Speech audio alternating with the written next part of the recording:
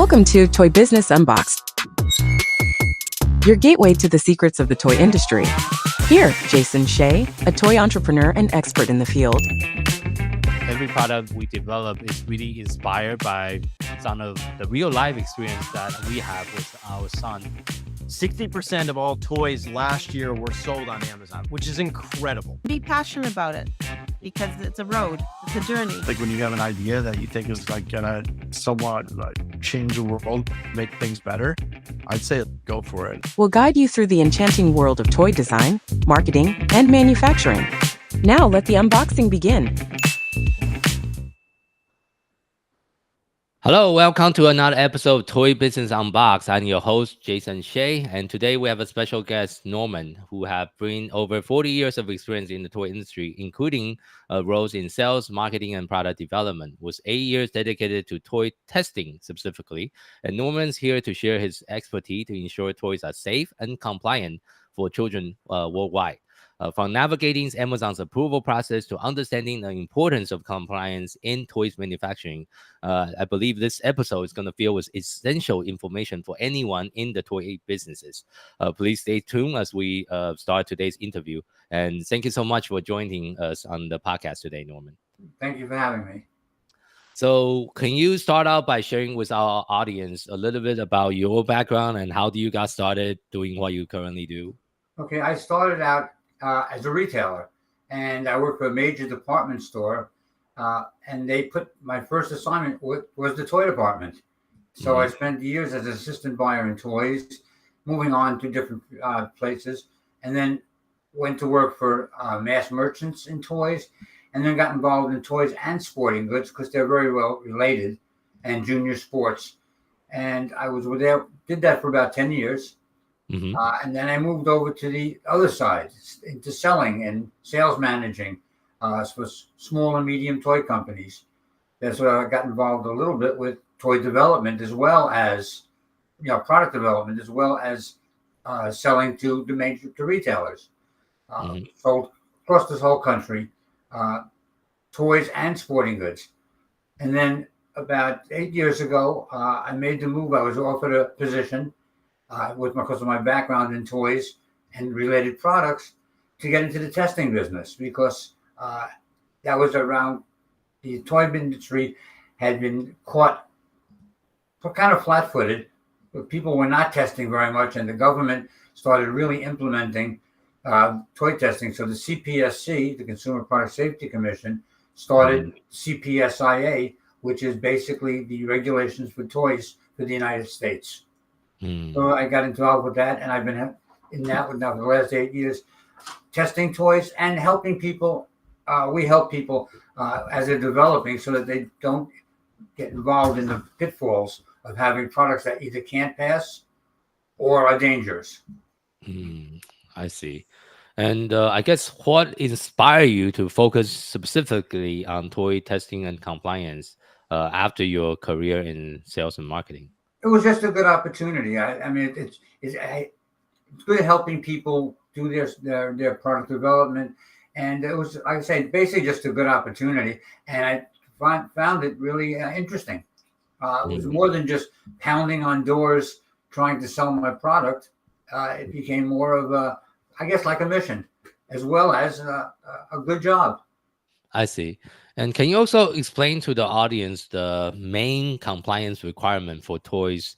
So let's start out with US first, because majority of the listeners are in US, but then we can talk about other international marketplaces. But let's start out with US first.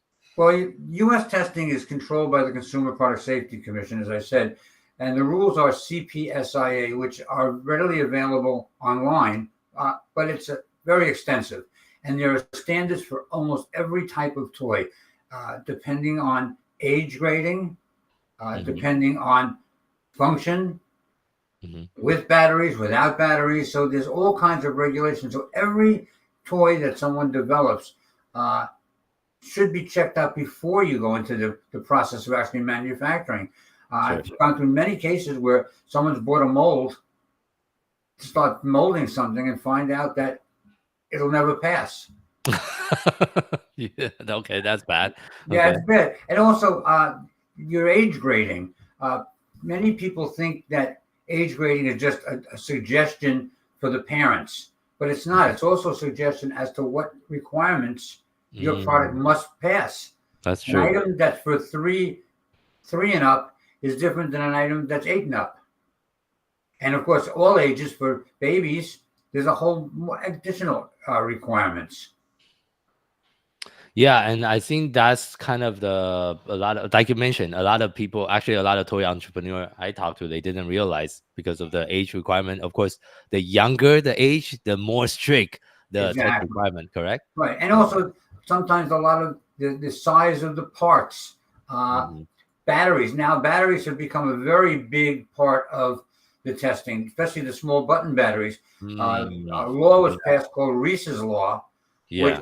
was based on a child who actually died from ingesting Oh, a button battery. thought about it. Yeah. So there's all kinds of new regulations on button batteries, labeling, locking the battery into the product. Into the So these product are all things that you should know before you design the product. design or before you produce. You can design it, but if you don't know that you have to have a tiny little screw locking the compartment, that becomes an adjustment later on when you want to go into production.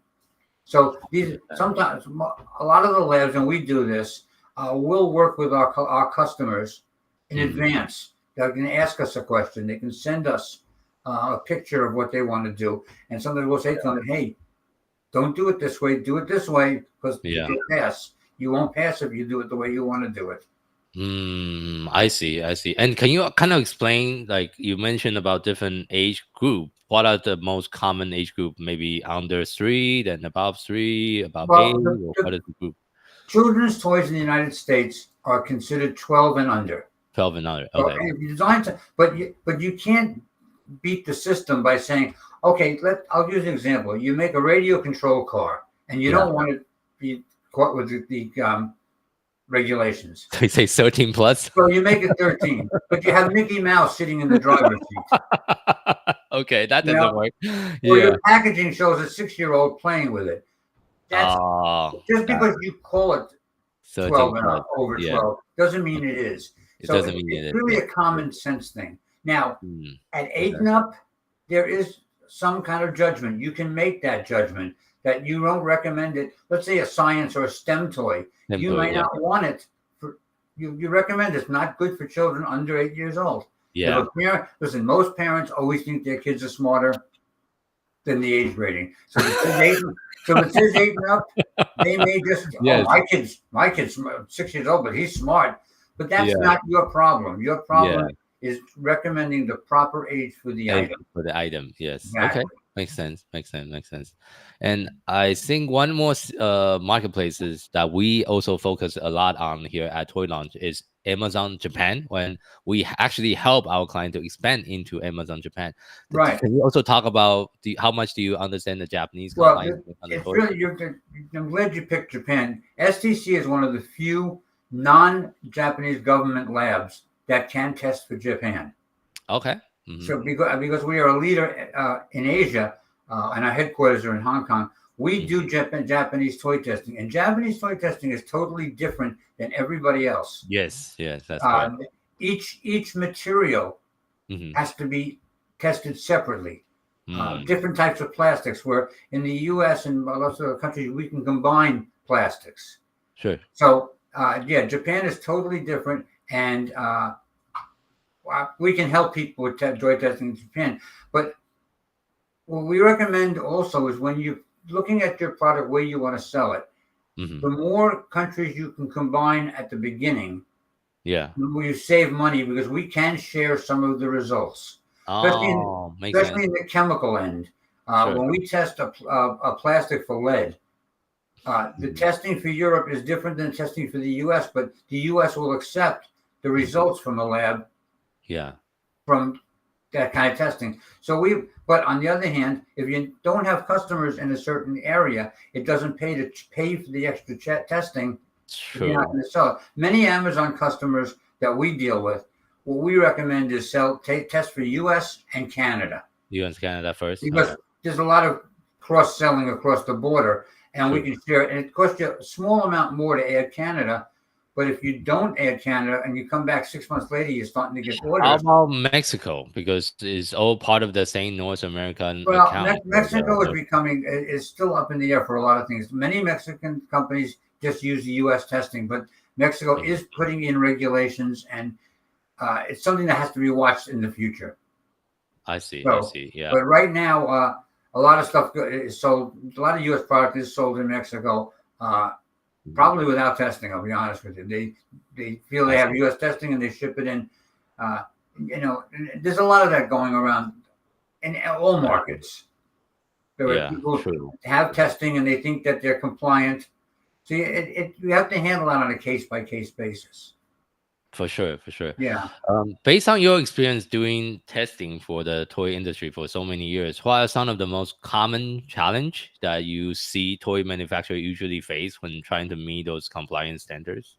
Well, the biggest thing is size of product to start with, choking hazards. That's a big thing.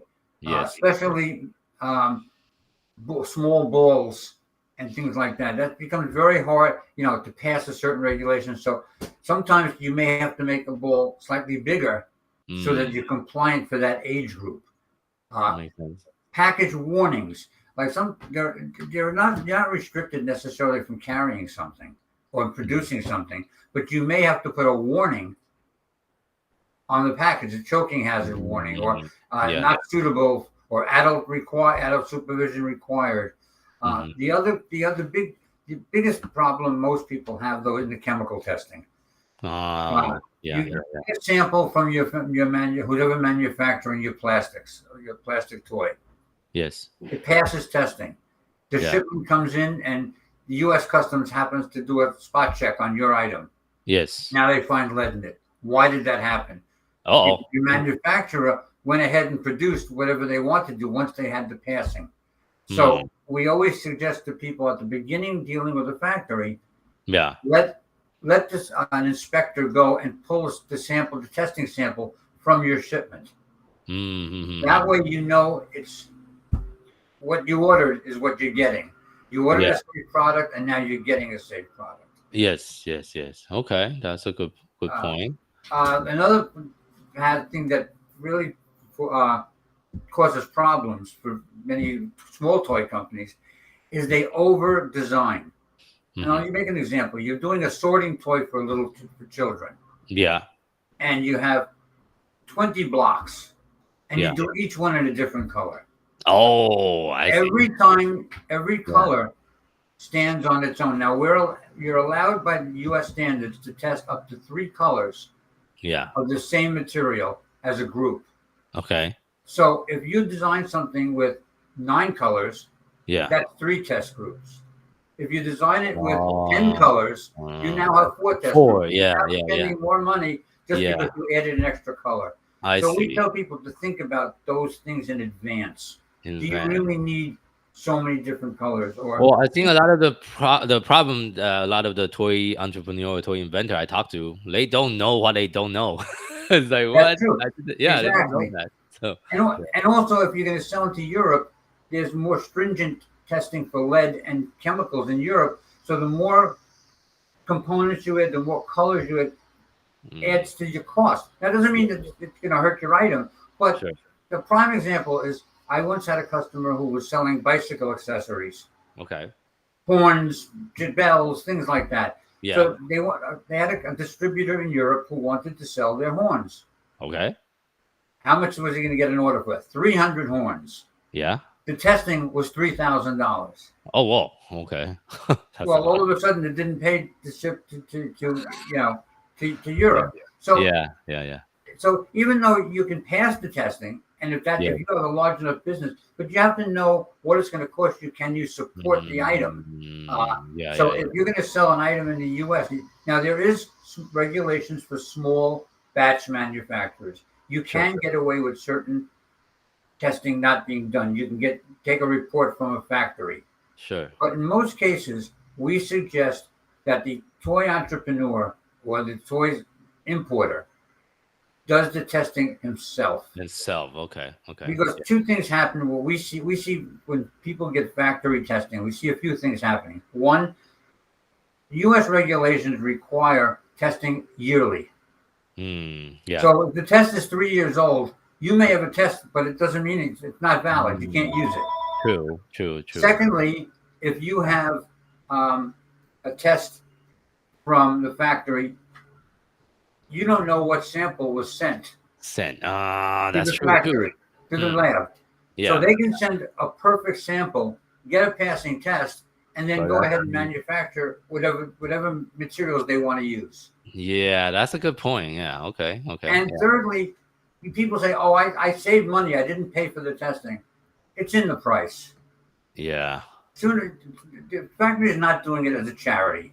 Yes. So That's correct. Yeah. we always suggest the smartest thing to do is to do your own testing. That way, you're in charge. Because the worst thing, I'll get a perfect example. We had a customer. He tested 4 items with us. All Yeah. 4 passed. Yeah. His shipment came into the U.S. Customs happened to flag his shipment randomly. They tested all 4 items for lead. 3 of them failed. Oh no! What And he the called heck? me and says, "Well, what happened? What happened? Well, I can't. You passed me." And what we told him was, The sample you sent is not sample right. that the factory sent us. We didn't test your shipment. Shipment. So- Yeah. So at the beginning, and that's where a lab can help you. We advise our customers. So as you're getting ready to order, as you're getting ready to even manufacture, talk to your lab, and we'll give you information what to do, what's the best way to handle it to avoid that disaster. Yeah, for sure. Okay, so that's actually a perfect segue to my next question. How can the toy company minimize their testing costs without compromising on the safety? Well, again, we talked about most of it. The bottom line is talk to your lab advisor, your salesman at your lab beforehand, and get advice.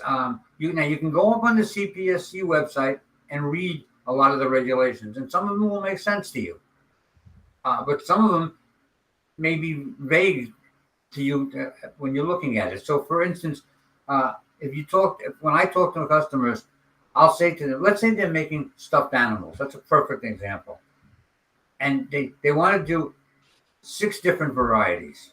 Okay, that's 2 test groups. But if the eyes if you do the same eye, let's say black plastic, we can test that once and apply that to all 6 items. So we say to the customer, why don't you do it this way? Does each eye have to be different? It's just advice. It's just common sense ways to try to minimize. We know what we have to charge you to test something. Yes. So if you can eliminate that test, you're saving money. Same thing, like as I said to you, with colors or plastics. Yeah. And also using the same materials. If you're using polyethylene, use it throughout. Don't switch to another plastic for one piece. Yeah. Then You have people do not realize you have to test everything. Screws, Velcro, zippers, all have to be tested. Yeah. And if you look at a zipper has the teeth, the slider, the handle. Those are all separate items. So if you put a zipper on a product, use the same zipper for all your product.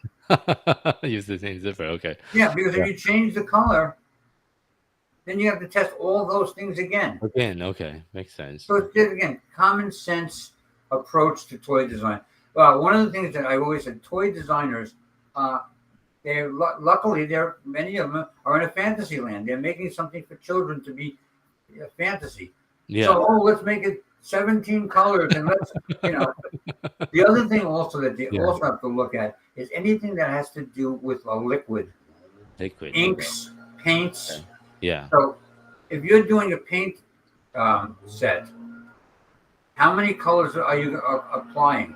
Yeah. I mean, so I've had people where they send you a palette of 36 different colors. Oh, whoa. Okay, that's a lot of Now colors. you've got a big testing group. Yeah. So these are all the things to use. Just use common sense. I And see. again, a good lab will work with the customers in advance. And like I say, we advise customers all the time on what to do and what not to do. Sharp points. Don't make this piece. It's too sharp. Round it off. Yeah. Okay, thank you for sharing that. So I want to transition to the next part of the interview to talk a little bit more about Amazon, because Amazon Right, is like the biggest elephant in the room. Most of the toy manufacturers are selling or trying to sell on right. Amazon. Can you Yes. share a little bit of your experience dealing with Amazon's, Well, product compliance? right. Well, first of all, Amazon is starting to crack down on testing every year. So Yes. that's the first thing. Okay. If you're selling on Amazon, be prepared that yearly you will have to retest your product. Now, the law says if you can produce tracking information to say that it's still the same batch. Let's say Yeah. you made 5,000 pieces and it's the second year and you got 1,000 pieces left. Yes. The government says you can still keep selling them, but Yes. Amazon is too rigid. Mm. So basically, if the computer says it's over a year old, they're going to ask you for testing again, Yeah. Yeah. and Okay. you really can't fight that. You can try by saying it's the same batch. If you get lucky enough to get a live person to talk to, maybe you get away with it. But for the most part, plan on testing every year. The second Okay. thing with Amazon, for the most part, only requires what the locality requires. So if you're selling the U.S., Yeah. the only standards they want is the U.S. CPSIA. Mm-hmm. They don't ask for extra. Okay. Some major retailers a lot of times will ask something extra. Sure. In their experience, they want this or they want something else that's not part of the regulation, and that's their prerogative. But for Amazon, it's strictly whatever that local country requirements are. So if you're selling in Europe, you need European testing. And one of the things we find also is if you get I didn't mention this before, but if you get testing from a factory, many times the foreign factory doesn't really know each regulation. So they'll give you a test. They've passed the test in Europe. So they give you the test and they want to ship it to the US. So Amazon will make sure that your testing is for the right country and the right standards. One of the problems you can hit with Amazon, and we help customers with this all the time. Let's say a regulation changes, Mm-hmm. gets either looser or tighter, but they still have in their system the old standard. Mm-hmm. Sometimes they won't accept the new testing, and we Mm. have to go fight for them. So, in other words, Yeah. if the standard was 2 years older and they haven't changed it yet, and now you've actually tested something safer than the old standard, it doesn't matter to Amazon. They just want that Oh, testing result. standard. So Yeah. our lab managers in many cases can give you a letter to submit, Mhm. and it works most of the time, not all the time. Some of the time it goes back to the thing. We've actually had one customer we went back and tested to the old standard for them just so they could get passed because they have so much inventory. That's kind of stupid, to be It is, honest. but you got to figure. What is Yeah. there? 2 million sellers on Amazon and Yeah. Yeah. millions of products. I Yeah, guess yeah, I guess they're at a certain point they can't check everything and be right about everything. Yeah. So And I think the Amazon customer support is just following a standard checklist. They don't really understand what they're right, looking at, to be honest. exactly, So exactly. yeah.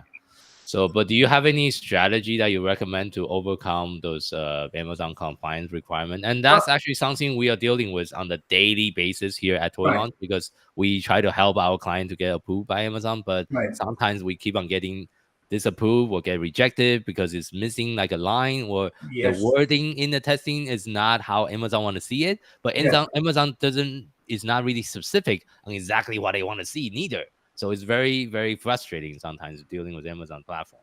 Well, I don't know what I can't speak for the other labs, but what we'll do is if a customer calls us and says whether we tested before and they're in trouble or they're new to us, we'll ask them to send us what Amazon has sent them, whether Okay. it's an email, an attachment, and then we look at it. And our lab manager has a way to. He's dealt with so many of the problems. He comes up and sometimes he has a simple answer. All you got to do is this, and or all you need is this piece of paperwork, and we'll do a small test, or maybe a test was omitted, Okay. and we'll do that test for them. And so, all I can say is what we do is that we try to help interpret what Amazon is asking for. And I would say we're probably 90% successful. No one's 100% successful with them, but we're pretty successful. We have a joke in the lab. We say our lab manager speaks Amazonese. Yeah, He's Amazon have dealt a with very enough products. He language. knows what. Sometimes it's just the picture. There's no picture on the report. You know, Yeah. most a test report usually has a picture of the item, and he'll Yes. say, "Oh, we have to put a picture into that report." Well, it's because, like I say, Amazon's customer support just follow a basic checklist. They don't really Exactly. understand what they are reading, to be honest. And by the way, I will warn your listeners: don't ever try to change something on your report to make Amazon happy. We get that all the time where Amazon will send us a copy of a report and say, "Is this the valid report?" And Yeah. we'll see where someone either added a new SKU Yeah. or sometimes even our mistake. The picture is off center. Oh, So okay. being that pictures are always centered, they may say, "Is this your report?" Because it looks different. So, Yeah. So Okay. you never try to change a report to try to get past. Because if Amazon catches you altering a Suspend you. report, then you can be suspended forever. Yes, they can suspend you. Exactly. They can suspend your account. Now that you're in big trouble. If you're Very much so. Yes. Yes. The Okay. other thing too is that we didn't talk about this before, but when you're testing, even when you're in production, if something fails, you have the opportunity to resubmit a new part. Okay. So, in the case of if you're doing it as the agent for the manufacturer, we can make sure that you know that it's a valid thing. Sure. If a factory does it, the factory is going to send a perfect sample to get the test passed. Yeah. Of course. It's always better to take control of your own business. Listen, take control of your own business. That's the best advice. So, can you kind of walk us through the process on how your lab work with new like toy companies? Okay. Like, and Very what simple. kind of question do you ask them before you take them on? Well, it's first for the most part, what we do is I send out a basic questionnaire, which gives us you're asking the name of the name of your company, your address, your contact information, all that basic stuff. Sure. Then we ask for a picture of the product, a bill of materials if you have it, so that we know what the product is made up of, what countries you want to sell it in. Yeah. And then what we do is we take that information, and in most cases, we can quote what the testing is going to cost going forward. Now, we may look at it and say, this is going to be extra because it doesn't fit the regulations or things like that. Right. Then what we do is once the client looks at the cost for the testing, Yes. they say yes or no. If they say yes, we then require samples, usually a minimum of 2 to 3 samples of an item. So if you only have one prototype, it's not possible for us to really test. Yeah. Okay. Yeah. And then what we'll do is when we get the samples in, we re-quote it. Why is that? Because maybe we couldn't see that there was screws at the bottom of the item, or in some cases we didn't realize it was battery operated. Oh yeah, that's a big difference. Yeah. Right, now it's a big change. Yeah, that's a big change. So then we send a formal quote to the client. Okay. Client approves it. The normal testing in China is 5 to 7 days. Okay. In the US, it's 7 to 10 days. Okay. Yeah. Then, just so everybody is aware of it, all labs require payment in advance of releasing the report. Sure, of course. Because, in all honesty, not that it doesn't happen that often, but if somebody fails, they go, I don't want to pay for it. So, but so you have to know you're going to pay for the report, even if there's a failure on it. You're going to pay for the report before you read it. Then when you read the report, if there's a failure, we'll work with you on how to correct the failure part. The failure, so that you can get a pass. I see. So you mentioned about the lab in China and lab in US. Which lab do you most of clients use? it depends. It depends on where they manufacture. Mhm. Usually, testing in Asia is cheaper Super, yeah. than testing in the U.S. Of course, yes. If Okay. the product is here, though, Mhm. sometimes it's more money to send it To overseas. yeah. So, Makes sense. we'll advise. Made in USA products, most of our customers will test here. And also, it depends on the product. Some products, you save a lot of money by testing in China. In Some China. products, you don't save that much because things like cardboard puzzles, Mm. it's not that much difference. So you might as well do it Oh, I see. locally and Okay. we can handle it here. It all depends. That we advise the people as it comes up. What we normally do is if you're manufacturing in China, we ask what city the I'll say factory is in because we have Okay. multiple labs, and we Yeah. try to have the lab that's closest to your factory working with you. And that way, if they need Okay. another sample, it gets there in a day instead of waiting, 2 weeks to get a sample. But I guess back to the thing you mentioned earlier, how can we make sure the factory sample that's being sent by the factory is actually the product they'll be making at the end? Because you mentioned about this as a Right. potential issue. So, Well, there's two ways to do it. Most labs, and we have one also, has an inspection company, Yeah. and we recommend that, especially when you're first getting started. Number one, if you tell a factory that you are going to be sending an inspector, yes. the factory is a lot more Cautious. they're going to be more honest. They know something's coming. Yeah. Okay. What a lot of people do is they'll test from the prototype samples that they get, or samples they get from the factory, because a lot of the stuff is already made.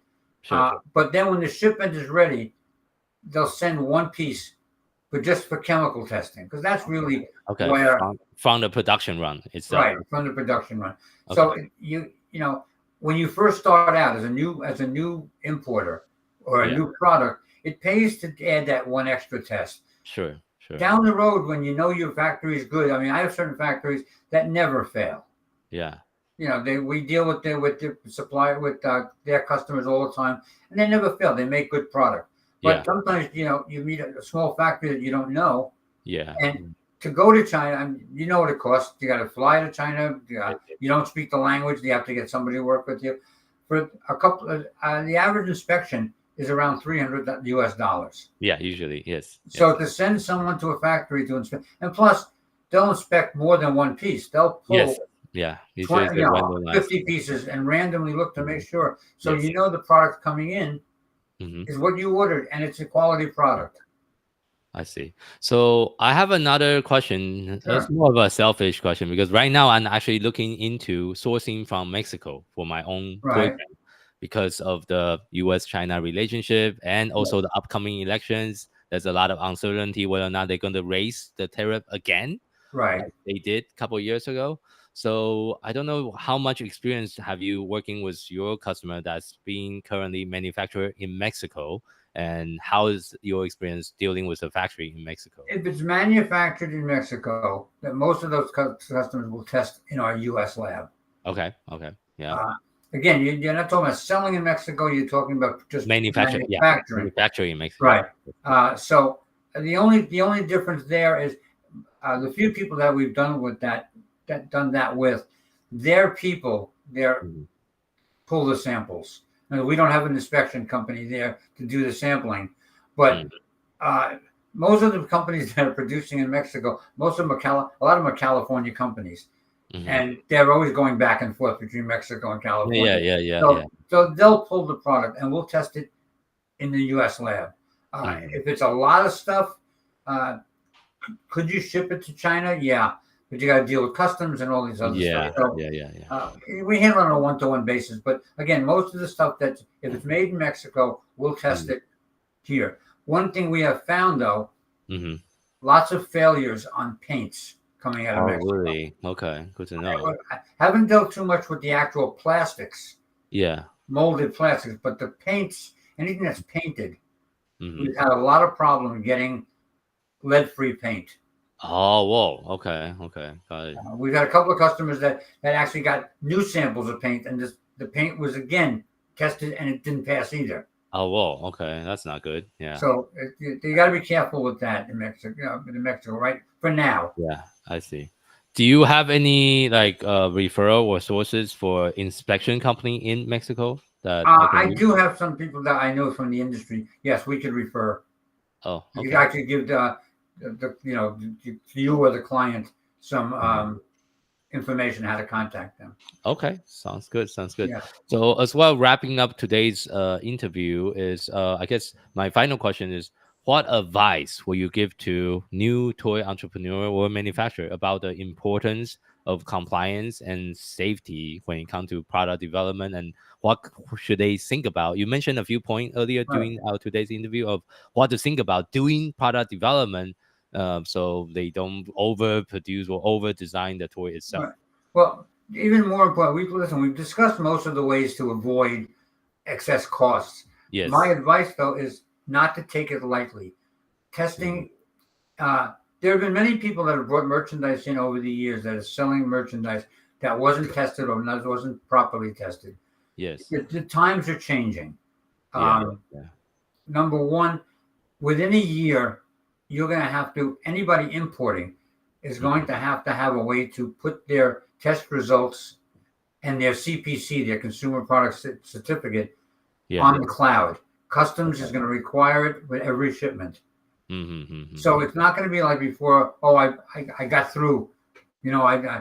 Listen. I would say there's so many products on Amazon that people have been selling for years that never tested. Yeah.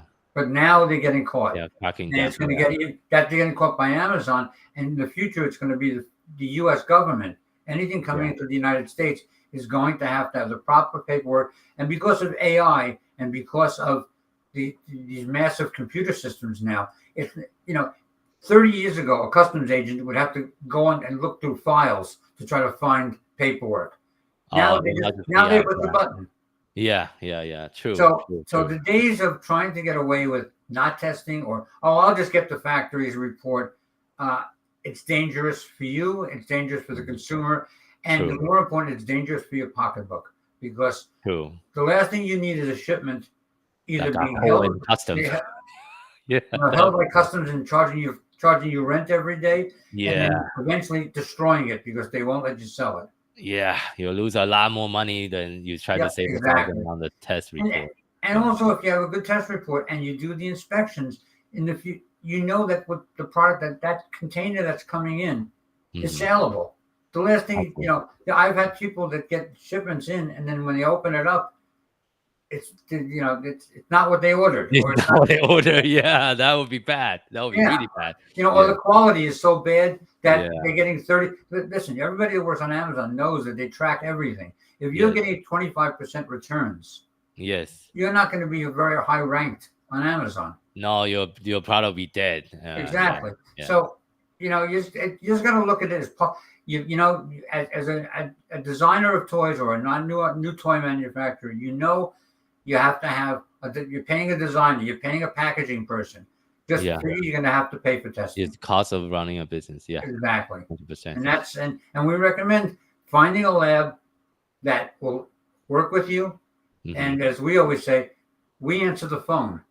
Not as a designer, you call somebody and you don't want to wait 2 weeks for someone to call you back. So find a lab that's going to work with you and treat you with the way you deserve to be treated. Of course. Yeah. So thank you so much for sharing all your knowledge and the advice. Where can our audience find you? Well, our lab is in New Jersey. My email address, will you be posting the email address? We'll put it in the show note. Yeah. Okay, so the email address is there. I have a direct phone number, is 201-391-4727. We'll get back to you. And I say you'll have the email address. Just email me, and we'll get. I want to talk to you about a toy, or here's my new toy, and we'll talk to you and get back to you, and we'll start working with you. What is your website as well? Excuse me? What's your website, Norman? Website is www.stc.group. Okay. /EN. Otherwise, you get the Chinese version. Okay. Got it. And we go. That's the company website. And like I said, we have labs in China, Vietnam, Germany, U.S. So we can help with most of your needs. Okay, sounds good. So again, thank you for tuning in to today's episode of Toy Business Unboxed podcast. We hope you enjoy the conversation and find it insightful and inspiring. If you like what you heard, be sure to subscribe to our podcast on your favorite platform so you never miss an episode. We really appreciate your support and would love it if you can leave us a review and share the podcast with your friend or colleague in the toy industry. For more resource, tips, and latest update in the toy industry, visit our website at toy-launch.com. Join the conversation and connect with us on social media using hashtag Toy Business Unboxed. We'd love to hear your feedback and suggestion for future episode. Until next time, keep innovating, keep creating, keep bringing joys through toys. This is Jason Shea signing off from Toy Business Unboxed podcast, and see you in the next episode. And we'll see you at Toy Fair. Same here.